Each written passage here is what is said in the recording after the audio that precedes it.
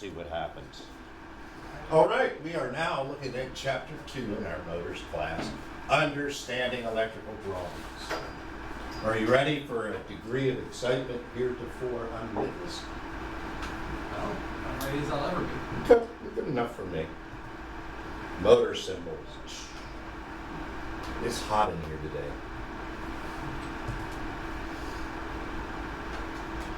All right, so these are the typical motor symbols that you see and some of the associated devices. And as you can see, we have the red square. What's the red drawing represent?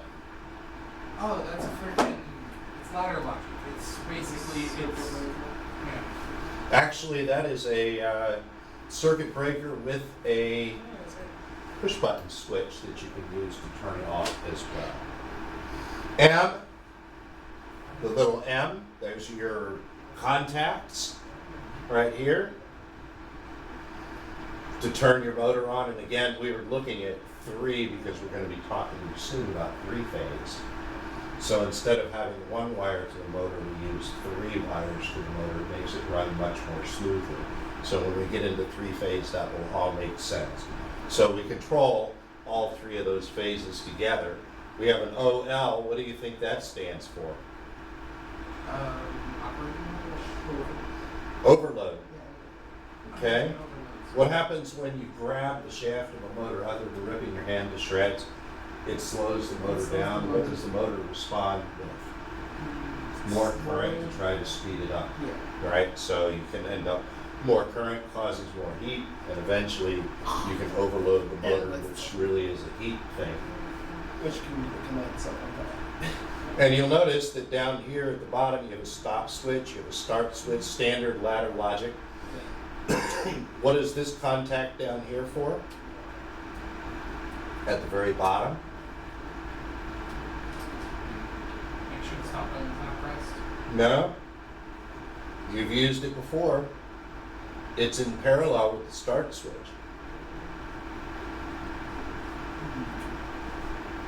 Assuming that's like an automatic stop, so that No, you've seen this before. I'm trying to remember. It's such Let me ask you a question. Do you want to sit there and hold the button down the Oh, entire it's time? toggle. Oh, So it's a latch, right? Latch. It doesn't say it, but and it would should, because this should be labeled M, so that whenever the motor's on, this closes, and then you can let go of the push button, it'll still run. Gotcha. Here's your overload contact. Normally closed, so it normally runs, and when the overload happens, it breaks that contact and stops delivery of power to the motor. Gotcha.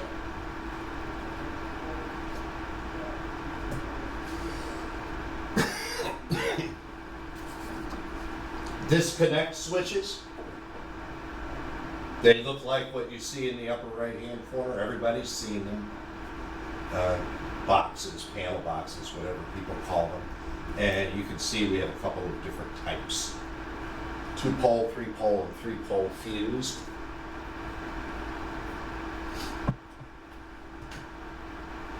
Here's that 3-pole circuit breaker.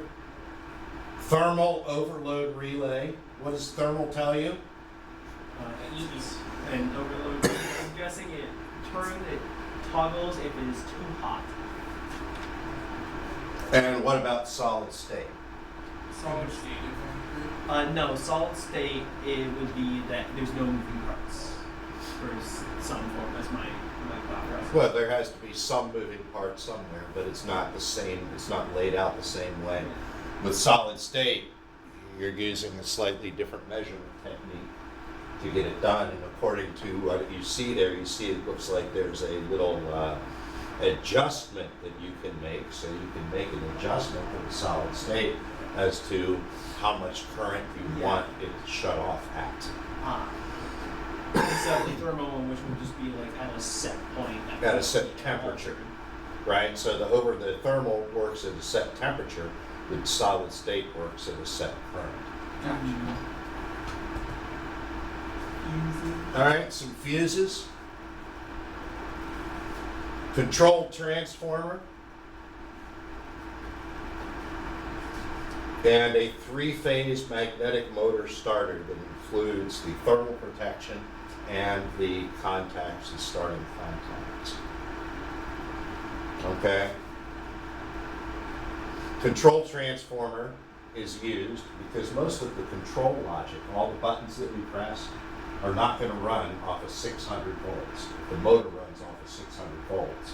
What we'll do is we'll use a transformer to bring the 600 volts down to 120, or even down to 24 in some cases, and use that where our hands go. Right? So we're not pressing buttons that are connected to 600 volts. We're pressing a button that's connected to 120, and that button controls a relay or contact that controls the 600 volts required for the motor. Does that make sense? Yeah, it's a safety device. Yeah. Same thing goes on in your car. You have a headlight and a starter relay so that all of the juice to start your car doesn't go through the ignition. Try to keep that on the other side of the firewall. Push buttons normally open. You've seen all these before, except possibly the one on the right. Maybe you've never seen a combination normally open and normally closed.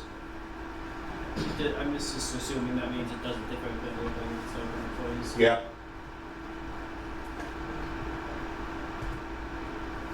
Pilot light. What's the pilot light used for? Tell if it has. To indicate power. Okay, the electrical wires are represented by lines is a little bit, I don't know, it's a little bit arbitrary because they show low current and high current as different thicknesses, but really that's that could kind be of, hard to yeah, differentiate. it's on going to be See, hard. like you got a really shitty piece of paper. But the connected and not connected thing is something that befuddles a lot of people, because a lot of people will go one step further and crossed but not connected, they'll do something like this to show that it's not connected. Yeah. So unless you are diligent with your dots and whatnot, you may end up showing something that's supposed to be connected, forgetting to put the dot on there, and then someone's going to think it's not connected, whereas the upper drawing that I drew leaves no question. So I'll leave that up to you how you want to do that. Okay, electromechanical relay uses magnetism to pull in a set of contacts. It's really just a set of contacts, and that's exactly what you see there. Nothing new in our drawings here. We've seen all of these items in previous classes, have we not? Okay, AC motor, single phase and three phase. We'll talk about the three phase world in a week or two. Single phase motor uses a single voltage. Three phase motor uses three counterbalance voltages. All right, abbreviations for motor terms. Most of these we'll just breeze right through. And there's pictures of each one, AC, DC, armature, field, and I'm just going to sequence through these. Forward, reverse, overload relay. T1, T2, T3 are the connections to the motor. L1, L2, and L3 are the connections to the line. So three terminals to the motor, T1, T2, and T3. Horsepower, motor, ground, phase, three phase. Notice that some of these are pointing to a square block on the motor. That's called the nameplate. The nameplate is something that's very important. It has all of the pertinent information that you need if you want to select or specify that motor. So if you need to know how much current does it use, what's its maximum RPM, how much power does it use, all of that information should be on the nameplate. Control relay. We have one of those around here somewhere. Yeah, I think I saw it in the. Yeah, we'll look at. I'll find it over there and pass it around for you guys. But yeah, we have a control relay laying around here. And then of course, you've seen this, the automatic and manual switch, right? Literally is the same switch. What's the difference between the automatic and manual sides of that switch? What makes it automatic versus manual? So I think it's just the freaking PLC code, that's it. It's the program. It's technically just, all it technically is just a switch. It's just a switch. The only thing that makes it automatic and manual is the label that's on the switch. Other than that, it has to be in the program. If it's not in the program, switch isn't going to do anything. You're bringing that out right now. Exactly. Okay? Dynamic braking, what is that? It's been released. If I'm driving the car and I downshift and let the engine slow the car down, that's dynamic braking. So if I take the energy that the motor generates after I turn it off and flip it around and use it to try to reverse the motor, then that's dynamic braking. If I'm in an airplane, I land on the runway and the pilot takes the thing and puts on what he calls the thrust reversers. That's dynamic braking, using the energy that's stored in the system to slow it down. Gotcha. Okay?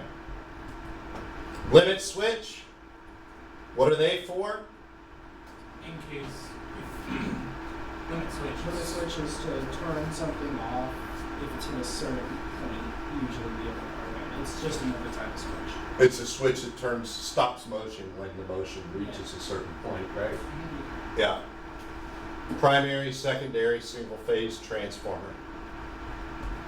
Solenoid converts electrical motion to linear motion. Rheostat is just a potentiometer hooked up different. Time delay relay. This is the physical version of a PLC timer. Got it. And of course a switch. All right. Rectifier, AC to DC power supplies. May have looked at that earlier in a past life. Safety switch, push buttons, pilot lights, all the same stuff. And then we get to motor ladder diagrams, which is where we'll start putting this stuff together, right? So again, this may be mostly review. And we'll see. If it gets to the point where it's just a bunch of review, we'll move to the next section.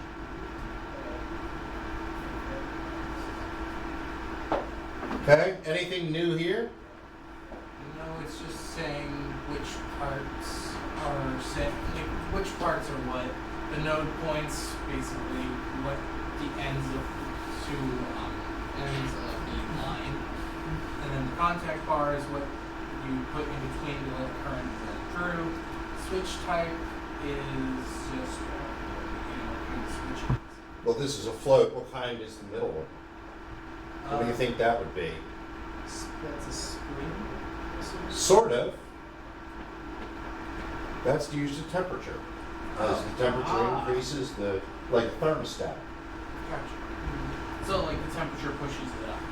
Yeah. Higher temperature, higher output. Okay, typical ladder diagram, nothing new here. Right? Nothing fancy. We've seen all this before with our PLC stuff.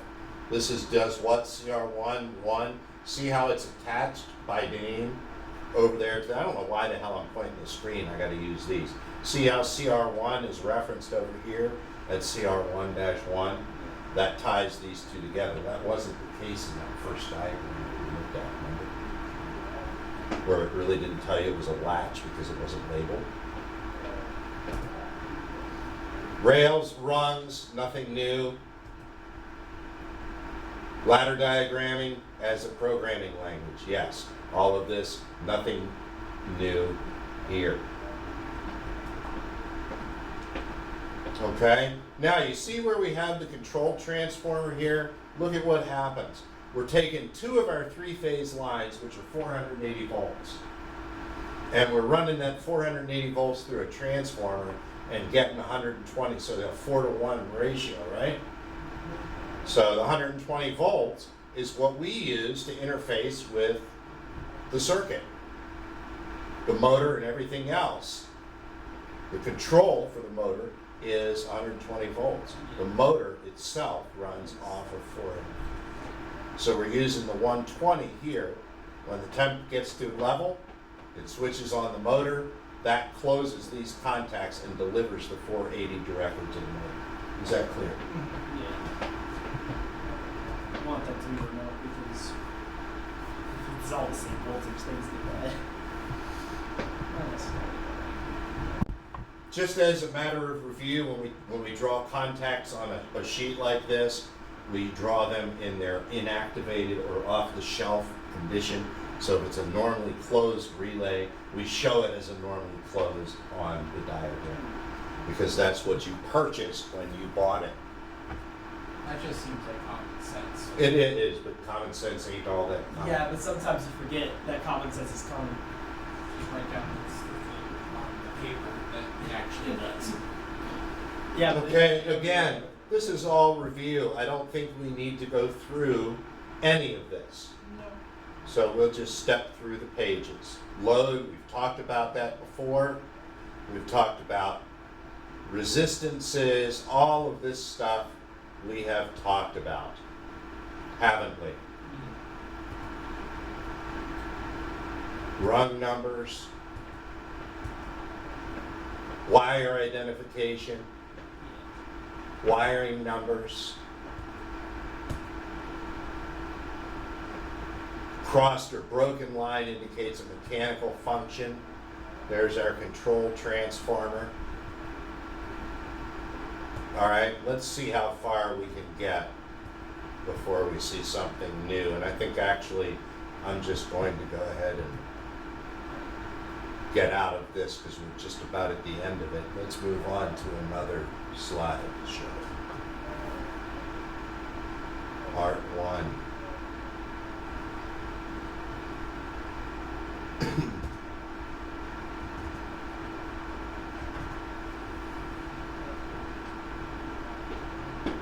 Okay, I'm not going to do that one. I don't think we've done that in PLC class. Chapter 2, Part 3.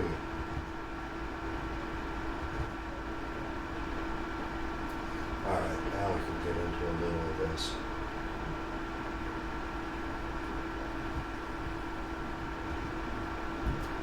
Motor terminal connections. Generally, motors are classified by either AC or DC for the most part. So here's a motor family tree. Here's all the different types of motors there are.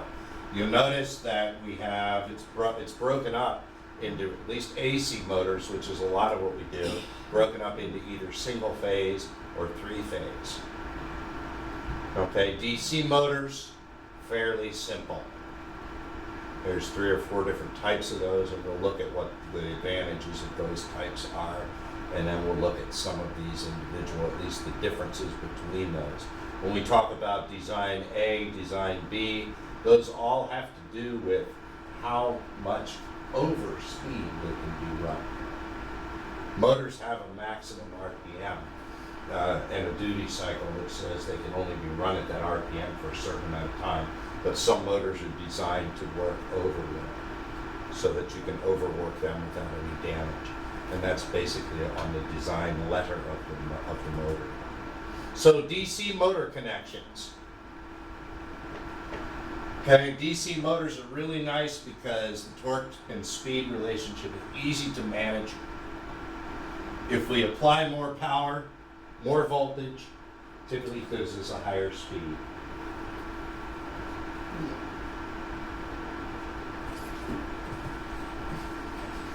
Okay, we have 3 different types: shunt field, series field, and there's a compound as well.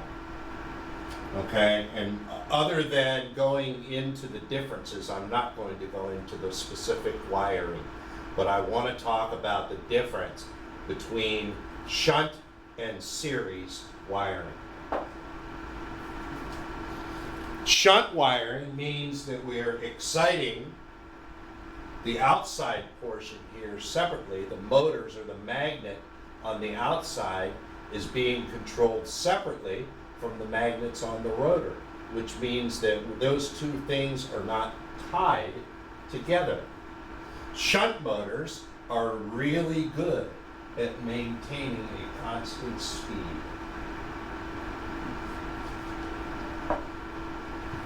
Okay, so shunt motors are used for a constant speed.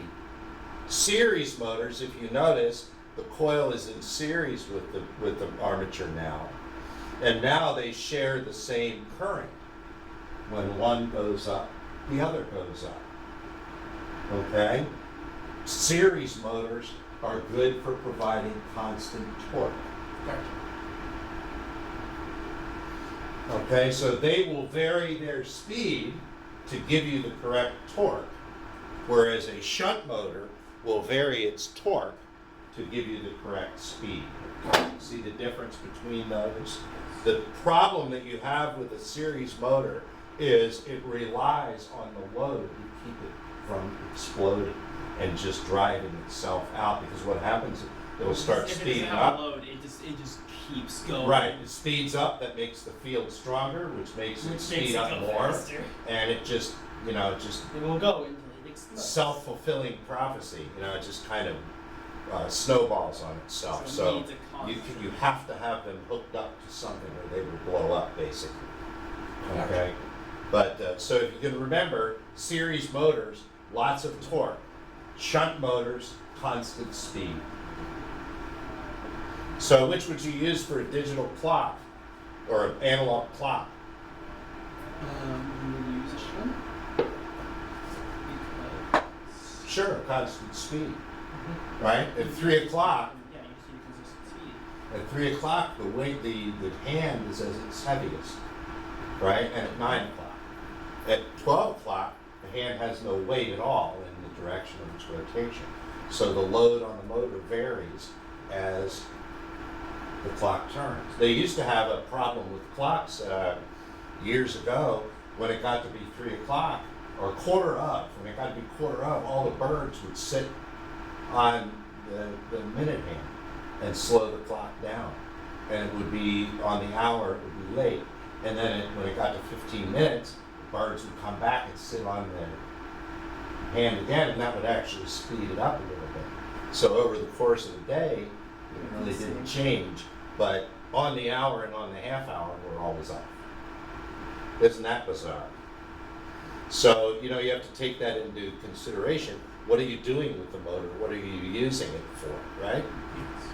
And then a compound motor, if you see, it has part of its winding in series and part of its winding in shunt. So it has kind of the best of both worlds. It does neither one of them perfectly, but it avoids the problem. It avoids the explosion problem and gives you a certain amount of torque and speed variability. Gotcha. Okay, the direction of rotation of a DC motor depends on the direction of the magnetic field and the direction of the current flow in the armature. Same thing as saying which way does the horse go around when you've got the carrot attached to its head, Yeah. right? Horse goes one way, horse goes the other. Horse goes one way, horse goes the other way. Carrot reverses position, horse reverses position. Both have to reverse position in order for the horse to go the other way. Yes. Right? And that's what it says here. If both are reversed at the same time, the motor will continue rotating in the same direction. Turn the horse around, put the carrot behind him, the horse is going to walk backwards, it's going to go in the same direction it was going before. Okay? Now, DC motors are really good at being speed variable, because all you have to do is adjust the voltage, you adjust the speed, whereas AC motors, for lack of a better term, are locked to whatever frequency comes out of the wall. Okay, so 60 hertz times, what's 60 times 15? 6 times 15. 60 times 15 is 600 plus 300 or 900. Right? 60 times 20, 1200. 60 times 30, 1800. 60 times 60, 3600. So all of these numbers here are multiples of 60 hertz. So you're locked into those speeds unless you either use a variable frequency drive, which we have over across in the lab, or use a gearbox. Those are the two ways to change the speed of an AC motor. Okay, most common AC motors use a squirrel cage. I'm sure we'll see a picture of it. There it is. That's what you saw In the motor when we house. took the motor apart the other day. Right? So you could probably look at these and see these parts. Not much to it really. Notice that there is no electrical connection between the rotor and the stator, is there? It's all done through magnetism. So no electrical connection, just a physical connection on each end.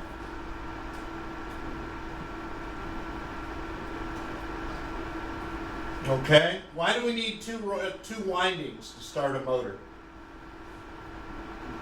Because if you have one winding, it would just the magnet would just go and then stop.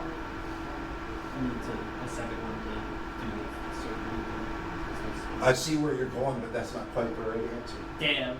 Oh, I had. Start and stop line. So you have a start winding and a run winding.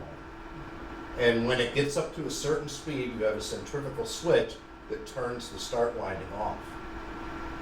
Right? So, if you're trying to push a car, what's the hardest part of pushing that car? Giving us the power behind it. To get it started rolling. Once it's rolling, you don't need a lot of energy to keep it rolling. Right? Yes. Just what it loses through friction. Whereas to get the car rolling, you have to offset the weight of the vehicle and the friction, right? So we need more energy to get the car started. And then, like, let's say you guys are out driving somewhere and you're stuck. Both of you will push the car to get it started. But once it's rolling, the other person can then get in the car and pop the clutch or whatever, right? It takes two people to get this car rolling, but only one person to keep it rolling. It takes two windings to get the rotor turning, but once it's turning, only one winding to keep it turning. Gotcha.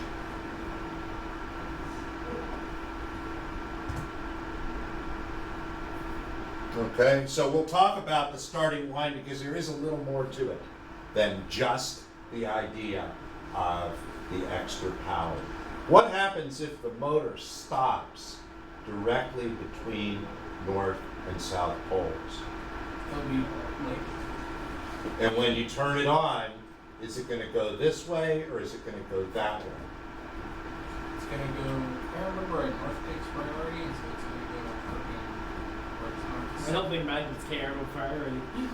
If it is directly across, it could go either way. Yeah. Right? So what we do is if you look at this drawing, you can see that we have a starting winding that kind of shifts the pole. Instead of being right here, it kind of shifts the pole to help it get started. And once it gets started, with this switch opens, it's a centrifugal switch controlled by the speed of the motor. And once that motor gets up to speed, it disconnects those two. Gotcha. How are we doing on time? 23. It's what time? Bus. What time's the bus come? 45. What time do you have to leave? What time you all need to jet out of here to get the bus? Technically, it is 45. I just like leaving it like 5 minutes early to like 10 minutes. All I want 28 is is no. 28 is inconsistent as hell. So Saying 11:40. 40. Yeah. Okay, so, and it's what time now? It is 25, 25, so we got a few minutes left, yeah? 15 minutes. Yeah. All right, let's get past this. All right, here is a typical nameplate connection diagram, and if you notice, there are different ways to hook up the wires that are in the motor, depending on whether you want to run it on 120 or 240 volt. And you can specify the direction of rotation. If you want to change the direction, swap T5 and T6. So you have two different directions and two different voltages that you can hook up. And that information will be on the nameplate so that you can hook up the motor the way you want it to be hooked up. And that only makes sense, yes? Yes. All right, dual voltage motor, notice 120 volts at 12 amps or 240 at 6. Got it. Same amount of power, right? Volt times amps gives you power.